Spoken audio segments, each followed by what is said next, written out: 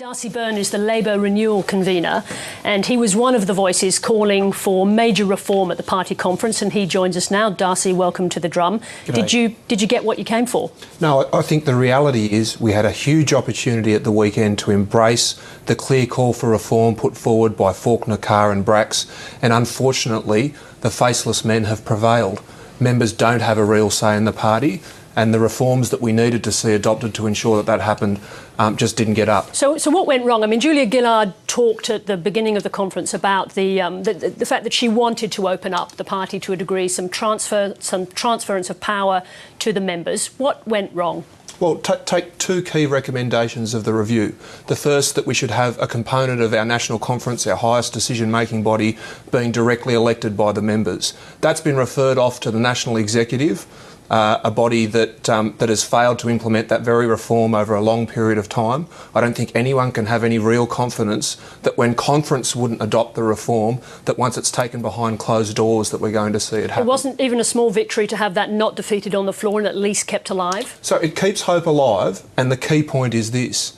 Members across the country in the lead up to this conference have stood up and fought hard for a real say in their party, and we now have to pour the pressure onto the National Executive to follow the Prime Minister's instructions and give members a real say. So you talk about the faceless men. Be specific. Who was actually stonewalling this reform package? Look, I don't think it's useful for me to sit here and start naming names of particular individuals. It is useful for the viewers, though, because we hear this term, I think we all hear this term, faceless men, and perhaps too much. So just to give us a sense of where the reform is being blocked from. I'm not asking you for an ad hominem attack on them all. Just give us a sense of where it was coming from. Sure. So I'll say this. There are a range of union secretaries and factional power brokers who would rather maintain their influence over a dying party than give power away to save Labor.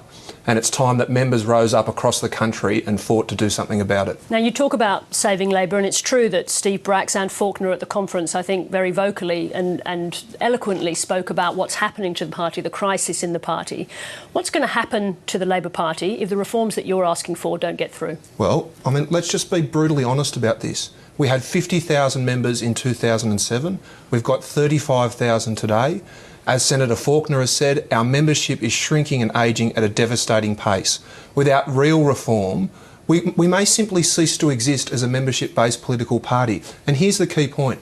There is no value for anyone in maintaining influence over a party that has too fewer members to win national elections. So what is it that you actually want practically? If you had your way at the conference, what would the Labor Party system, what would the Labor Party mechanisms for change look like now? Well, let's just look at two really key things that weren't adopted. First of all, we just have to give members a direct vote more often, a reason to be involved in the party. National conference delegates is one thing.